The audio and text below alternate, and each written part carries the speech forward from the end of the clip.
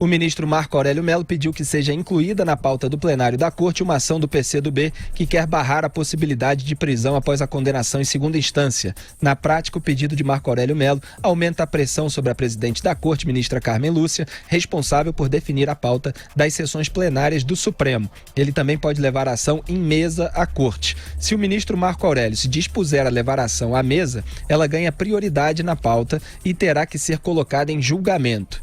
Zé, você conversou com o ministro Gilmar Mendes sobre o debate em torno da questão da prisão após condenação em segunda instância, é isso?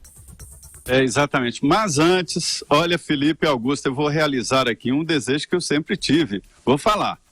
Em Brasília, 19 horas. É isso aí. Boa, Zé Maria. É isso aí. Agora eu posso falar, né? Sem a voz do Brasil. Eu quero falar também. Em Brasília, 19 horas. 19 horas. Pois é, olha, ontem eu conversei com o ministro Gilmar Mendes, foi uma conversa demorada, ali ele falando sobre essas agressões que ele vem sofrendo, ele diz que isso é natural, que não pode agredir pessoalmente, confessou que os ministros estão com medo de assinar habeas corpus e tal, e falamos exatamente sobre essa prisão depois da condenação em segunda instância. E também sobre esta popularidade que ganhou o Supremo Tribunal Federal. Ele acha normal, vamos ouvi-lo.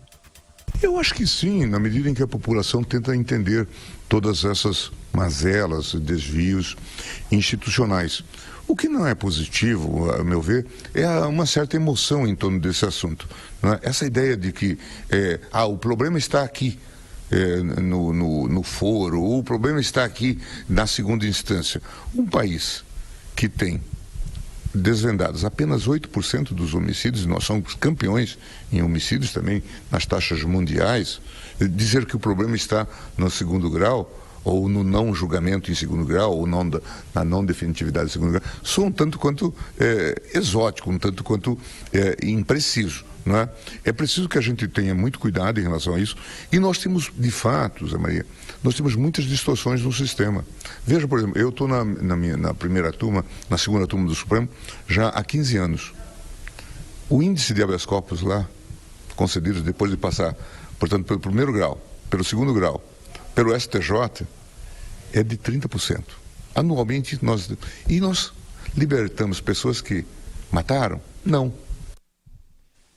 Tá aí o Gilmar Mendes, Augusto Nunes. O que eu acho engraçado dessa alegação dele é que ele está tentando tirar a culpa do Supremo Tribunal Federal, alegando aquilo que eu sempre alego, vocês também alegam, que no Brasil os homicídios não são solucionados. A grande maioria, só até 8% dos homicídios são solucionados. Agora, isso não é motivo para desviar a culpa para outros lugares, porque a população reclama que o STF solta criminosos. Então a população fica preocupada que mesmo que os homicídios sejam solucionados e os assassinos sejam condenados, o STF também vai soltá-los. Esse que é o problema. Em primeiro lugar, não tem nada, o Brasil não é campeão de homicídio coisa nenhuma. O Brasil tem uma taxa razoável de homicídio, uma taxa perturbadora, tá? Não honra nenhum país, mas não é campeão não. De onde ele tirou esse dado? Existem países com uma taxa de homicídio muito superior ao do Brasil. Ele deveria consultar esses rankings com o devido cuidado. Segundo, esses 30% de habeas corpus concedidos, você não pode ficar no número, no índice. Você tem de ver o que tipo de preso eles libertaram, ou que tipo de delinquente. Foi ele, por exemplo, que permitiu, Gilmar Mendes, que permitiu ao Roger Abdelmaci, que acabou com a vida, uma espécie de morte, acabou com a vida de mais dezenas de mulheres que ele estuprou, enquanto fazia aquele tratamento de fertilização, tudo picaretagem. Tirou o Palocci 2 vezes, tira o Zé Dirceu, é esse habeas corpus que é contestado.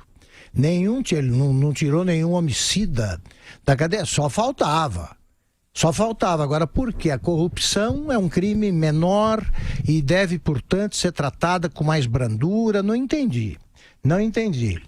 E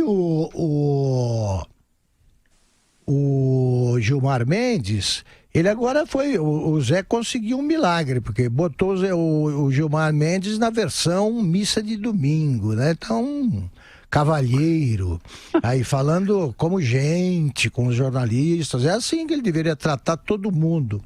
Mas não é sempre, como sabemos. Agora, é tudo jogo de palavra para justificar um tipo de comportamento que só existe, só é explicável pelo fato de estarem a caminho da cadeia bandidos de estimação. Ponto. Em relação a ser campeão mundial em homicídios, Augusto, eu acho que ele estava se referindo ao número absolutos, que o Brasil aparece na liderança claro. Em número absolutos, mas obviamente tem, na verdade, a 9ª maior taxa de homicídios, segundo a Organização Mundial da Saúde, que são a quantidade de homicídio por 100 mil habitantes. Diga aí, Zé Maria. Ele fala de casos não resolvidos. Eu não sei dizer se é ou não é campeão, mas ele diz de casos não resolvidos. Uma vez. Ele estava campeão, não sei como é que ele expressou isso exatamente, mas enfim, obviamente o Brasil tem um imenso número de casos de homicídio não solucionados, com uma gravidade tremenda, mas isso não exime o STF da responsabilidade que a população reclama de soltar criminosos. Quando ele fala assim, né? Então tem homicídio para burro, tem assassino, casos não resolvidos, deveria ser mais rigoroso. Então o que isso tem a ver com habeas corpus? Diga, Zé Maria. Eu não entendo qual é a ligação que ele faz, qual foi? Ele diz o seguinte, que se resolvesse a história de prender em segunda instância, tudo bem, mas que o problema não é aí, que o problema está nos casos não resolvidos. O José Carlos Pereira... Na primeira instância, né? Nenhuma instância, porque não vai a julgamento. Nenhuma instância, isso é um nenhuma instância, não vai a julgamento. Uma vez... Mas é um argumento, Zé, só para concluir, que é um argumento maluco. Ele diz que os homicídios não são solucionados, então o problema não está no início da execução da pena das pessoas que foram encadradas, os criminosos que foram pegos. Então é uma argumentação esquizofrênica. E os casos resolvidos? Como o caso resolvido, o sujeito tem de ser preso. Aí ele, para dizer que o sujeito não tem de ser preso, ele fala dos casos não resolvidos. Então, não tem nenhum sentido lógico. Diga, Zé. Duas coisas. O Zé Pereira, o diretor de jornalismo daqui da Jovem Pan, deu uma pauta, eu acompanhei uma vez aqui, sobre os casos não resolvidos em São Paulo. Eu fiquei impressionado. Naquela época, com a quantidade de casos, assim, que não se chegou, não se investigou. Mas isso aí é outra história. É uma coisa da polícia e não da justiça. E, por outro lado, quando ele diz que não soltou homicidas, solta sim. O ex-goleiro do Flamengo, Bruno, foi solto por liminar, por um habeas corpus do Supremo, né? Depois preso de novo. E, assim, depois da gravação, ele até falou de vários casos em que a justiça prende, não realiza o júri, né? E a pessoa vai ficando, aí o Supremo dá a liminar, solta o homicida e em seguida o júri acontece. Por que a primeira instância não faz o júri? Que é muito complicado, porque tem que reunir ao mesmo tempo o advogado de defesa, o promotor, testemunha, então o juiz tem dificuldade no interior e até numa cidade que não tem estrutura, mas isso não tem nada a ver com esse debate de prisão depois da condenação em segunda instância. E mais, eu perguntei por que o senhor mudou de ideia, porque nós temos um vídeo mostrando que o senhor tinha outra ideia, e ele fala, o argumento dele é de que ele achava que a decisão seria a permissão de prisão após a condenação em segunda instância e não uma obrigação. Aí ele admite que agora é obrigação, prisão depois da condenação em segunda instância, ou seja, José Dirceu e Lula estão mesmo enquadrados nesta jurisprudência do Supremo. Que é outra... Desculpe, Felipe, é importante esclarecer para os ouvintes, os nossos espectadores, o seguinte. Primeiro, o homicídio mais comum em São Paulo, para quem não sabe, ele representa uma taxa altíssima, né, nesse universo. É aquele que briga no bar, botiquinho, você está bebendo e tal, mal se conhecem, começa uma briga por um motivo fútil, tal, já estão bêbados, e um vai dar um tiro ou esfaqueia o outro. É esse o tipo de homicídio mais comum, mais frequente. E o caso não resolvido, uma vez eu perguntei para um delegado, ele disse, olha, falam que não existe o crime perfeito, existe sim.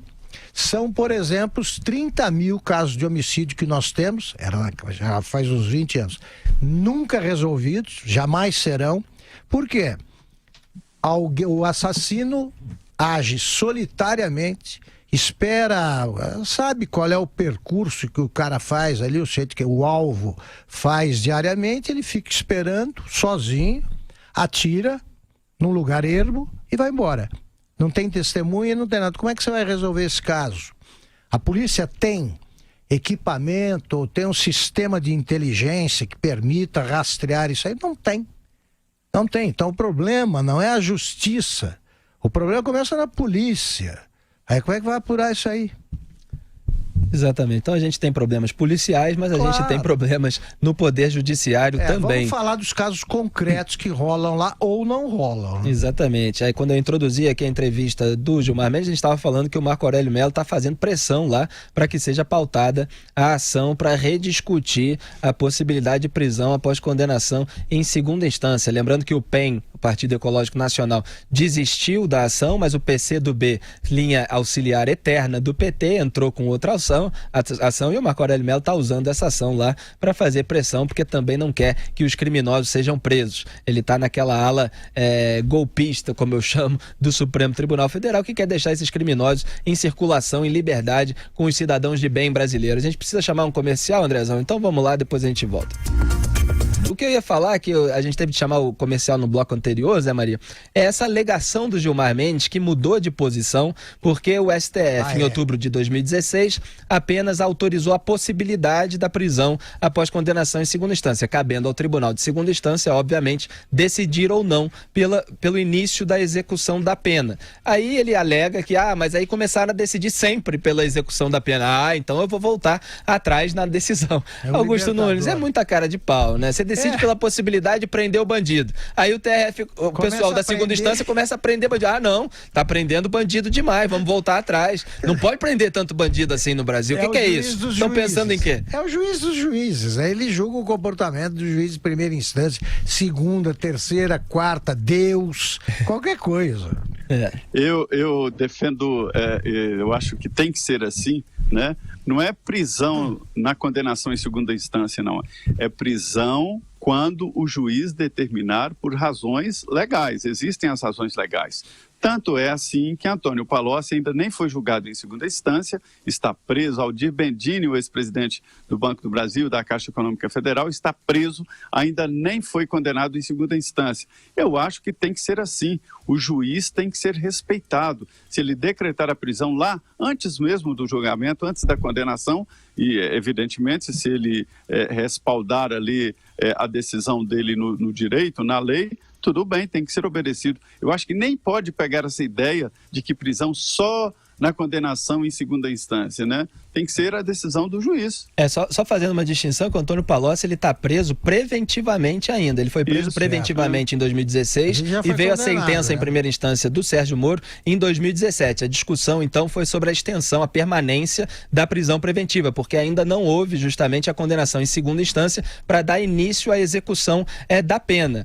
O que eu acho, obviamente, é que a prisão preventiva precisa ser fundamentada, precisa que se aponte que há risco de destruição de prova, que há risco para as investigações, há risco de fuga, risco à ordem pública, tudo isso que justifica a prisão preventiva. Agora, depois da sentença condenatória de segunda instância, tem que fundamentar o quê? O fundamento da prisão após a condenação em segunda instância é o crime cometido pelo sujeito. Ele vai começar ele vai ser preso em razão dos crimes que ele cometeu. É porque os ministros do Supremo, aquela ala golpista lá, Ricardo Lewandowski, eles querem que justifique, que fundamente por que está prendendo depois da condenação em segunda instância, simplesmente porque o STF só autorizou a possibilidade. Ora, está prendendo porque tem de ser punido, cometeu um crime. Uma informação... não precisa. A prisão preventiva, sim. E o juiz deve ter esse instrumento nas mãos. É muito importante. A prisão preventiva é fundamental. Uma informação que deveria ser repetida com mais frequência é a seguinte: durante a maior parte da República, o cumprimento da pena começava já depois da primeira instância, porque você tem casos que não precisa esperar mais nada. O sujeito chega, mata alguém, confessa, assassino confessa, vai fazer o quê? Condenado, vai esperar o quê? E quando vinha a condenação em segunda instância, aí já se considerava completo o trânsito em julgado. Usavam essa expressão. Transitou em julgado. Essa história é bem recente, a interpretação segundo a qual transitar em julgado é passar também pelo Supremo e quando já não há mais nenhum recurso. Não era assim. Não era assim na maior parte da República. Inventaram isso há muito pouco tempo, tempo histórico. E ninguém fica lembrando isso. Sempre foi. Transita em julgado depois da segunda instância. Agora é recente, repito, o entendimento segundo o qual só depois de rejeitado o último recurso é que o processo transita em julgado. Isso é uma interpretação recente. Exatamente. Augusto, eu conversei com juízes aqui que eles dizem o seguinte, que alguns criminosos chegam na primeira audiência e falam logo: doutor, eu matei mesmo e tal, me dá uma pena aí, eu não quero passar pelo júri. O juiz, não, você tem que passar. É isso aí. Diz que eles odeiam. Eu falo, não, define logo aí. As coisas, né? Então essa história de apelar é uma coisa de alguns, não é geral no país. E como eu falei no primeiro bloco, agora o STF está criando praticamente a quinta instância, com esses embargos infringentes em relação à decisão de uma turma no STF. Aí o plenário vai ter de decidir. Então eles querem fazer com que o trânsito em julgado atrase mais ainda. Você imagina se o sujeito não começar a ser preso após a condenação em segunda instância, quando é que ele vai ser preso? Nunca. Então a gente precisa que isso se mantenha, essa jurisprudência estabelecida em outubro de 2016, que, como falou Gilmar Mendes, de fato, autoriza a possibilidade da prisão após a condenação em segunda instância. Mas os tribunais estão prendendo mesmo, para a tristeza do Gilmar Mendes.